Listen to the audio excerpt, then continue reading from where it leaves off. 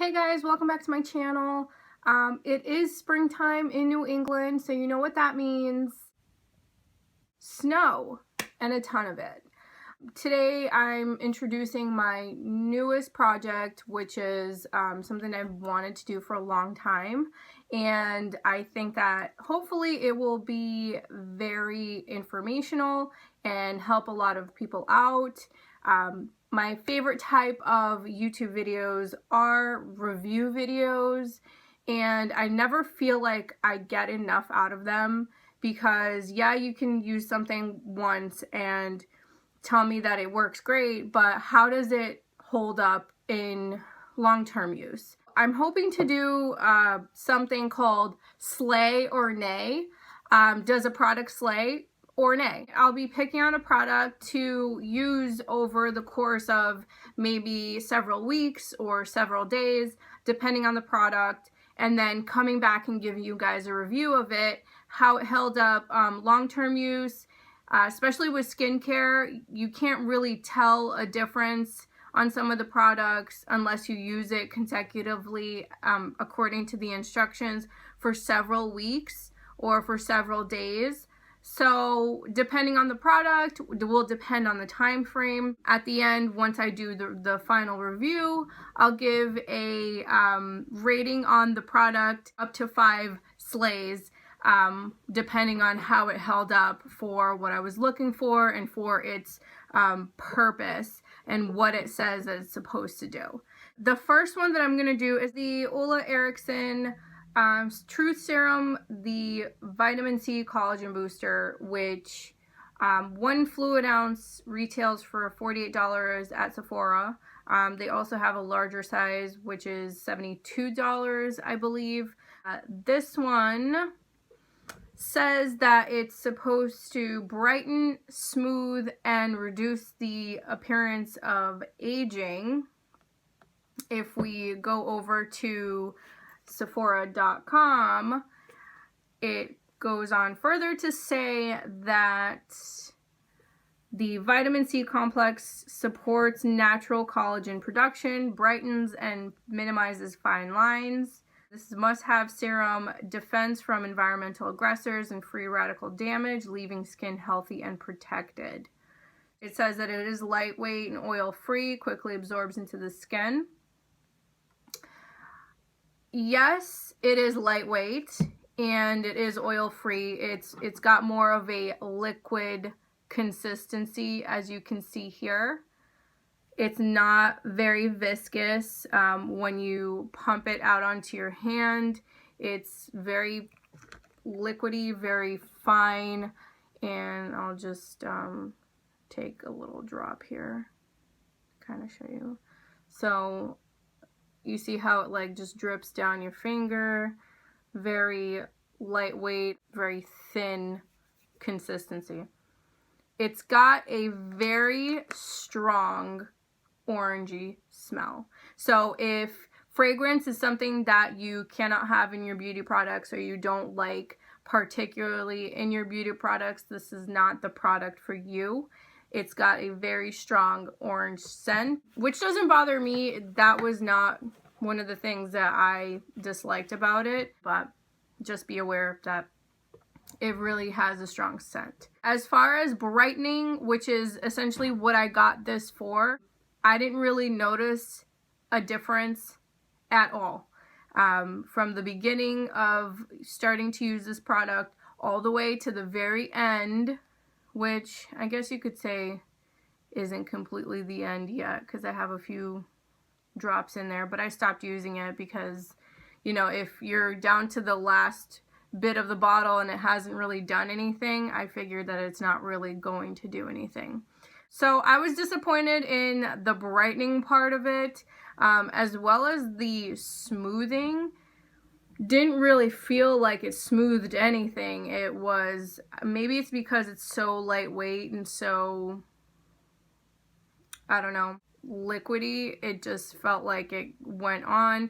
It does absorb quickly though, that much I will give it. Even the little bit that I put on my hands kind of dried up quickly, but you can feel you can feel it. It's a little tacky, which is something that I disliked, especially if you're not going to use a moisturizer after. So if you only put this and then you decide to use a BB cream or a tinted moisturizer or a CC cream or whatever, it might not go on as nicely because this does have sort of a tacky feel to it.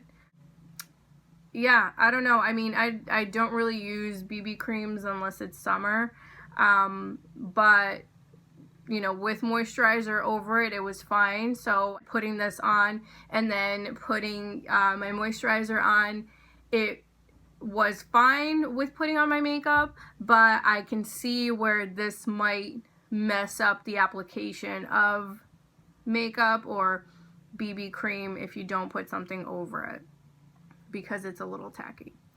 So overall, I'm gonna give this product a 1 out of 5 slays, just because it didn't really do anything for me. Maybe it's because my skin isn't oily and I don't really have signs of aging yet, but I didn't really notice a difference at all. It didn't really brighten my skin.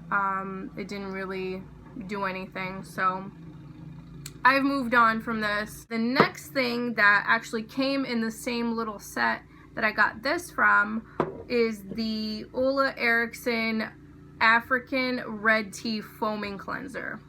This stuff, however, was pretty good. As you can see, I also used up all of it, and I would keep it in my shower. So every time that I showered, I would just use one little squirt of it and foam it up on my face. It really did leave my skin smooth, and I believe that it really helped with keep, you know, any blemishes at bay. It was good. I really liked it. It does also have a citrusy smell, not as pungent as the other stuff, but definitely there. It's more of a tea, like a citrusy tea, rather than just purely citrus. This particular one is 3.5 fluid ounces, which they don't sell really because it came as part of a set. But the full-size version is 7 fluid ounces, and it retails for $30. And let's see what the website says about it. So it deeply purifies and pampers skin, infusing delicate nourishment with African red tea, a youth-restoring antioxidant to strengthen skin, vitamin C to brighten and firm, and board seed oil to soothe and nourish. Again, with the brightening, didn't really notice a difference. I feel like I gravitated towards Ole Henriksen's line because of their brightening things, and a lot of their products say it brightens this and it brightens that, and I just didn't really notice that. I did like it. I'm going to say that I did like this product, but it didn't really brighten anything. It just really left my skin smooth and it felt really clean. I like cleansers that foam because I feel like something psychological tells me that if it doesn't foam, it's not cleaning, which is weird, but whatever, let's just go with it.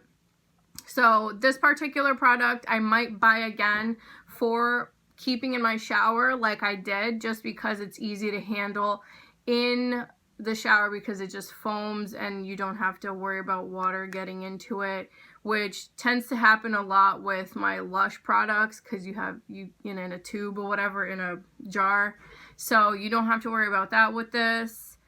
I would say this is probably a 3 out of 5 slays, just because it didn't totally suck, but it wasn't life-changing either. I guess that's it for today. I think that the next one that I'm going to do will be in a week or two, and I've been using the Caudalie Vino Perfect Radiance Serum, and I'm going to wait for another week or so to go by before I do any sort of review. Like and subscribe to the videos if you think that Slay or Nay is something good, that you think you'll like watching these videos and finding about how these products work over a period of time, if I've noticed any difference, if there are any cons. Let me know down below, and I'll see you next time. Bye!